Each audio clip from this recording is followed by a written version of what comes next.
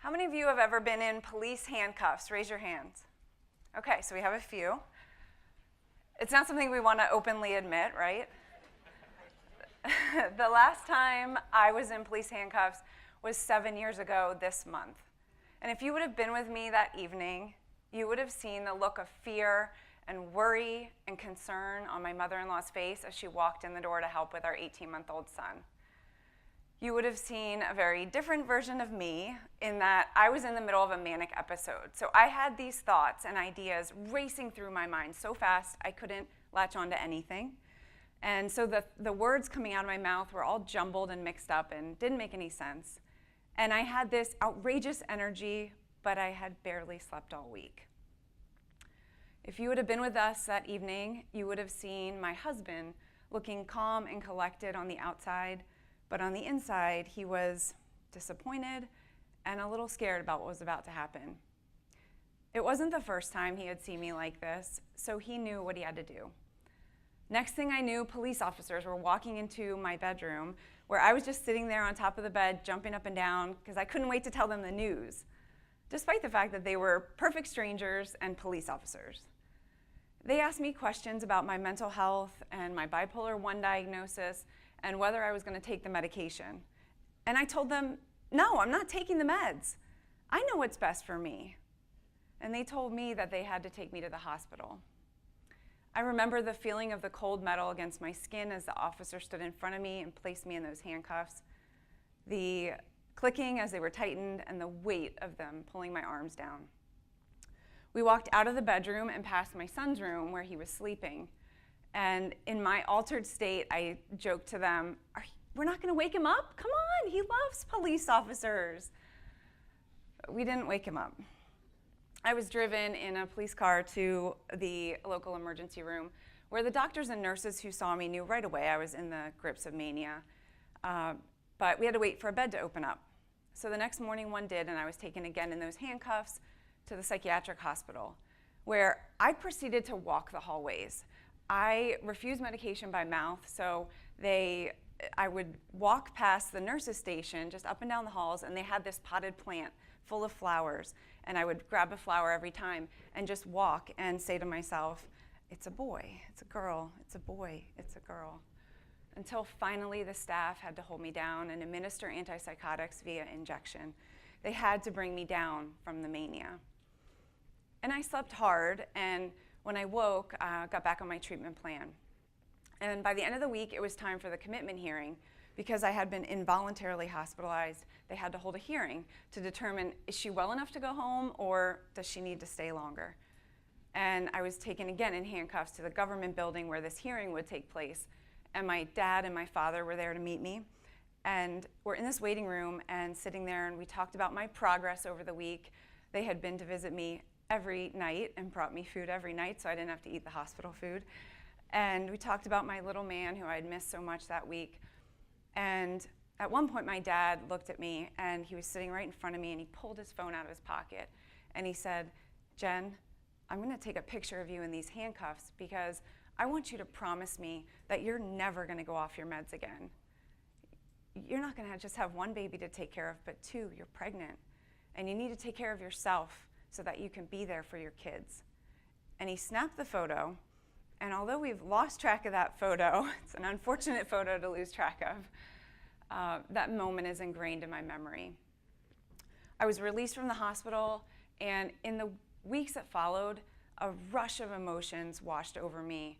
There was humiliation and embarrassment and deep, deep shame.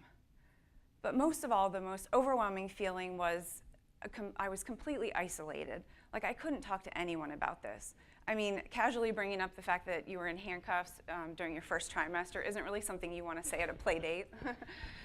So I made it through my pregnancy, and my daughter was born in December of 2010. And little did I know back then, it wouldn't be long before I would be sharing my story openly, and I'd be encouraging others to do the same. My mental illness actually emerged 5 years prior to that episode I just described. I was 26 years old and loving my job. I was a recruiter in DC where I had worked my way up from rookie to the top grossing recruiter in the company over 4 years. I had married my college sweetheart, and we were building our first home. Life seemed absolutely perfect until it all came crashing down. I had a week where I was under a lot of stress and I couldn't sleep, and it just compounded over the week until by the end of the week, I didn't even need sleep. I was on fire. I was buzzing with energy, and just, everything seemed to magically be falling into place. My husband had been out of town that week on business, and when he got home, he knew right away that something was wrong with me, but he couldn't figure it out. I didn't have any history of mental health issues. So he tried to calm me down, but there's really no calming down someone with mania. So he had to call 911 by the end of the weekend, and that was the first time in the hospital. Came out of that hospitalization and saw my very first psychiatrist. And he took my whole history and said, just de-stress a little bit and go back to work. It was all because of lack of sleep. You'll be fine. But I wasn't fine because 2 weeks later it happened again, and I was hospitalized on Christmas Day in 2005. Coming out of that hospitalization, my family and I knew that this was serious and we needed to figure it out. So I was all of a sudden thrown into psychiatrist appointments, therapist appointments, diagnostic codes, medications, and side effects, and it was all overwhelming. I tried to go back to work, but I could no longer function under the normal everyday pressures of the job. So I made the difficult decision to resign. And in doing so, I spiraled into a severe depression. I felt so completely isolated by what I was going through. Like, I couldn't bring this up. The mania, losing touch with reality, who would, they'd think I was crazy. So I just kept it all hidden. I didn't want to be anything but normal. Meanwhile, a wise therapist once told me that the only normal people in your life are the people you don't know very well.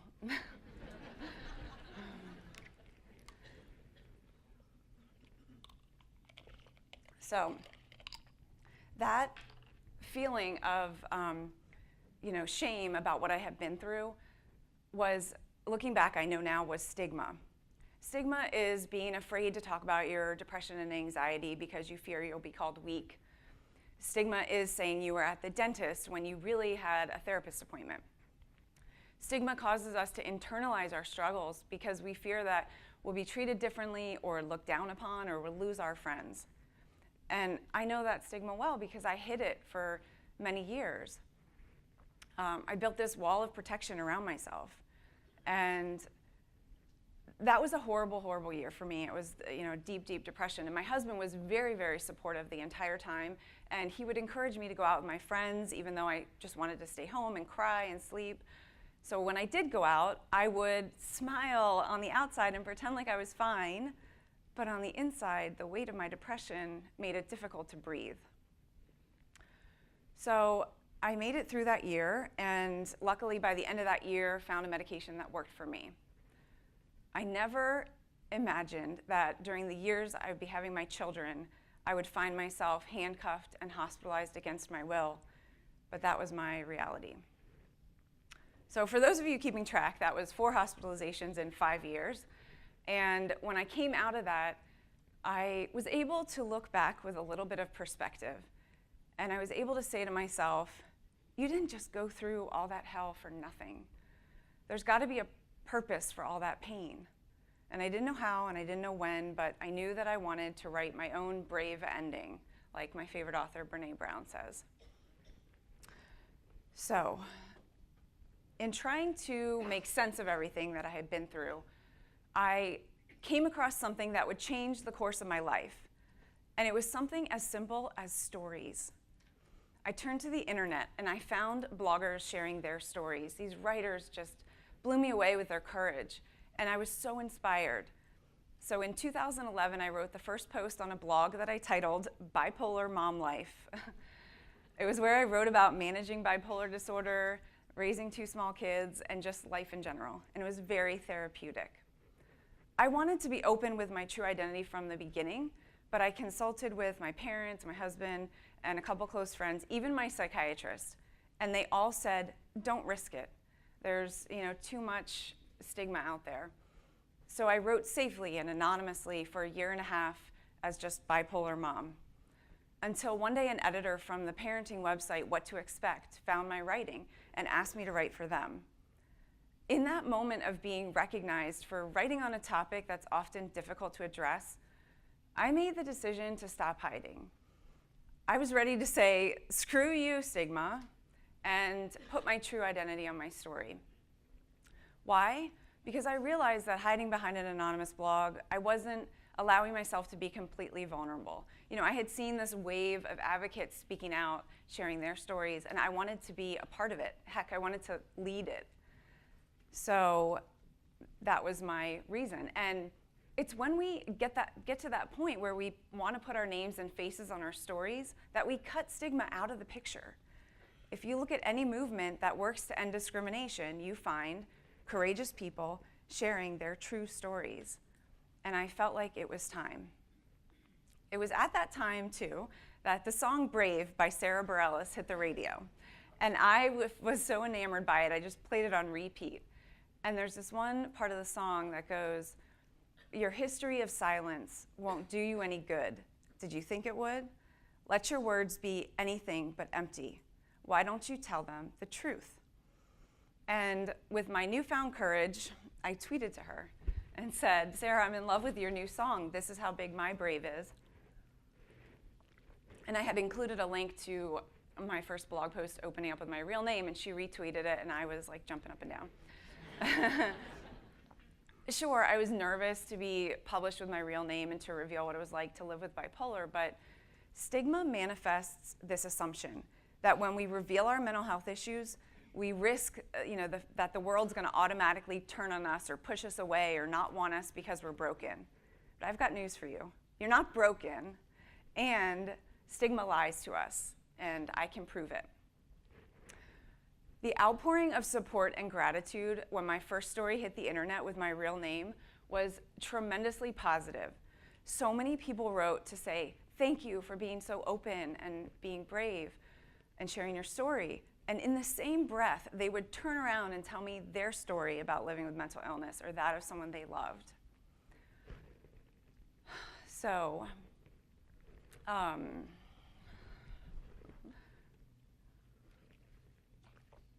So back to that proof about the lies that stigma tells us. Because I had experienced the exact opposite of what I feared would happen, I set out to prove my theory to the world. That brave doesn't erase fear, brave multiplies brave.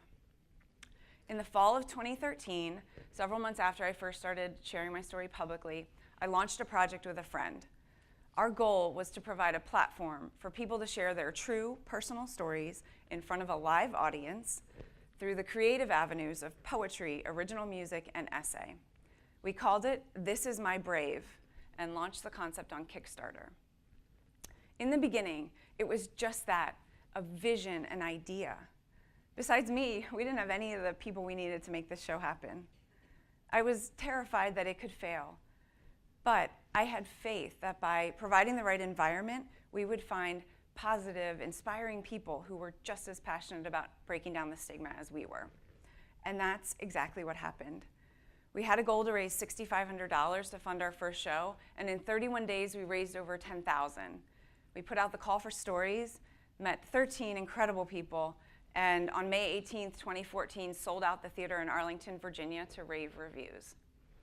Now, as a nonprofit organization, This Is My Brave has gone on to create unique productions in cities across the United States featuring local voices. We professionally videotape all of our shows and then upload them to our YouTube channel so that anyone can view the performances at no cost. By the end of 2017, our organization will have featured over 500 storytellers on our stages, including a show in Australia. Thank you.